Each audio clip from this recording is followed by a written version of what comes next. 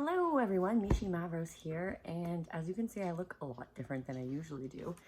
And that's because usually when I make videos, I really want to make sure my appearance is all put together and everything like that. I think it comes from having borderline personality disorder and having like a really bad self-esteem and always thinking, like trying to control, I guess, the way others see me in a physical sense because I can't help the way people see me in an emotional sense.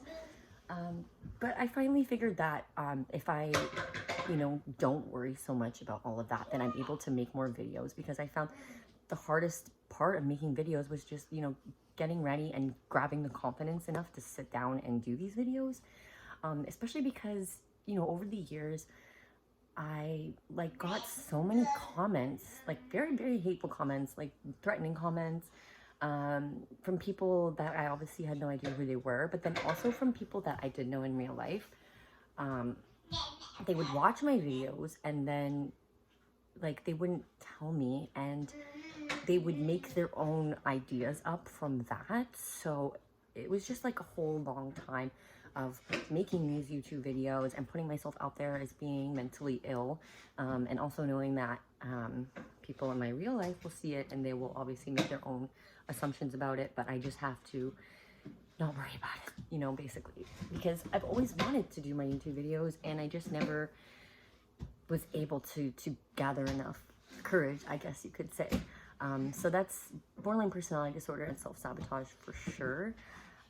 And then just, I guess, a lack of self-esteem as well, I guess, because we don't have that core relationship with ourselves.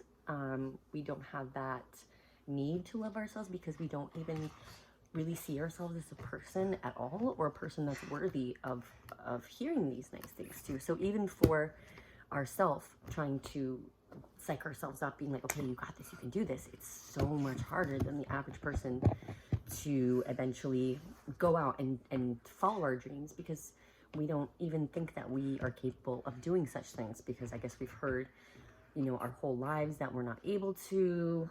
And yeah, it's a lot. It's a lot of mind work that I've been trying to do over these years. I've recently made an Instagram page for my new business that I'm going to be releasing soon.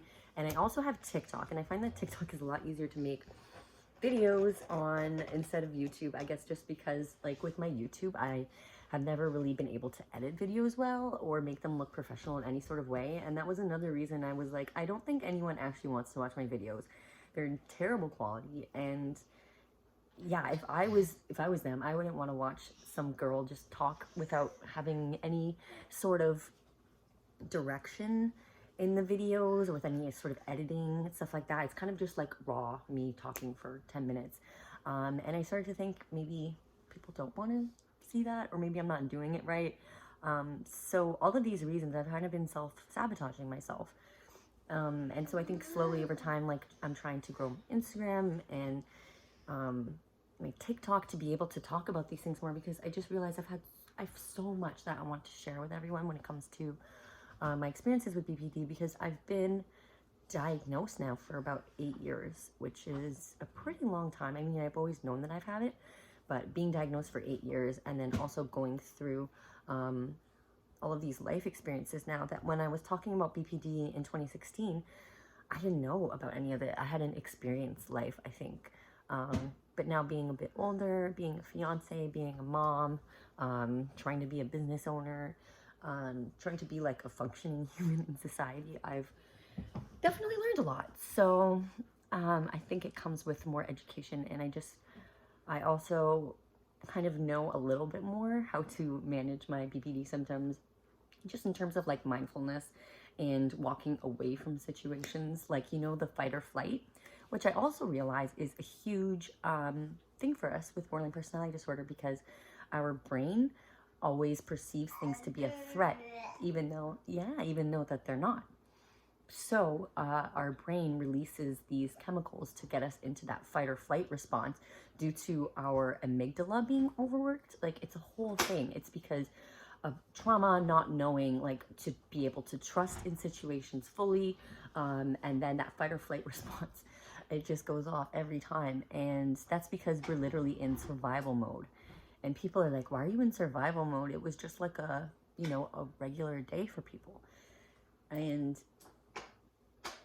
spending so much of my life trying to explain to people why things are important to me, or, you know, why I'm feeling a certain way, and basically having to explain myself and prove and have to show that I am valid and worthy. It's been so exhausting to the point where now I think I've had to learn that I only have myself. And that's not in the sense that like I'm completely alone. Like I am very lucky with my fiance and daughter, but in terms of like I've always had myself, and I've always had, you know, these thoughts, and I've never felt like I was valid enough or worthy enough to share my thoughts. Over time I've just realized like no one else is going to do it for you, and if you want to share and if you want to help people, you just kind of have to do it and kind of plunge into it. And I just think about all of the things that I wish that I heard when I was 18 or even earlier, when I was a teenager, knowing like I'm not like everyone else at all.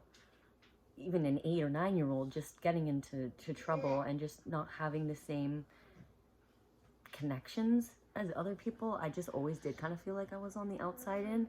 And over time, I know that that's because of various things that have happened to me. But over time, I just realized that like I never got to hear certain things.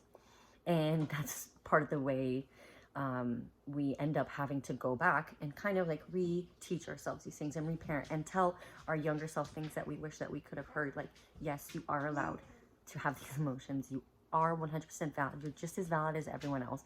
You know, going back in time and hearing those things that you needed to hear and wanted to hear, and also hearing it from other people. You know, it doesn't have to be people that you know, even people online. I find this community is so incredible. Even if you feel alone, there is hundreds and hundreds of people out there that have the exact same feelings and emotions and experiences as us. So it really, really is amazing. I recommend everyone on whatever social media platform of your choice. There's a huge, huge community there for people with borderline personality disorder. So that's really, really helpful too. And I think self-sabotaging just comes with that negative self-feeling, or that lack of self-feeling at all, feeling like we're not a human being, and then, you know, not even knowing what we enjoy. It sounds kind of weird, but you have to like go back and like, you know, as an 8-year-old, we would do these like about me's, and you'd like write a whole bunch of things, and you'd like put cute pictures that you like and stuff like that. It's weird, but I find that kind of helps to solidify me as a person. Like, what do I like? What do I want?